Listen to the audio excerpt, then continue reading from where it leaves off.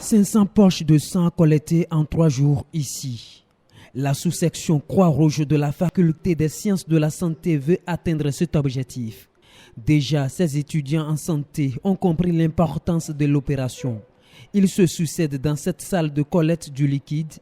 Adaro, étudiant en 2e année de pharmacie, vient de donner pour la première fois un peu de son sang. C'est magnifique.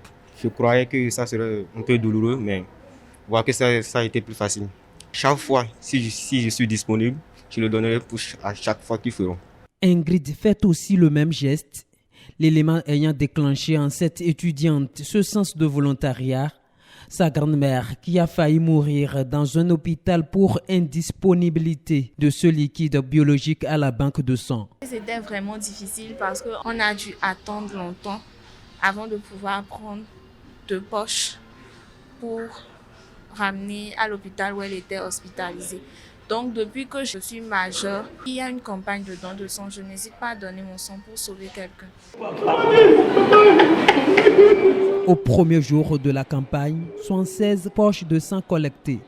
La sous-section Croix-Rouge de la Faculté des sciences de la santé reste engagée dans la mobilisation de la communauté universitaire et des personnes environnantes afin d'augmenter le nombre de donneurs de sang par jour.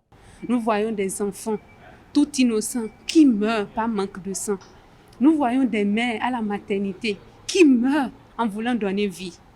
Nous voyons des accidentés venir en vie, mais par manque de sang, ils meurent à l'hôpital.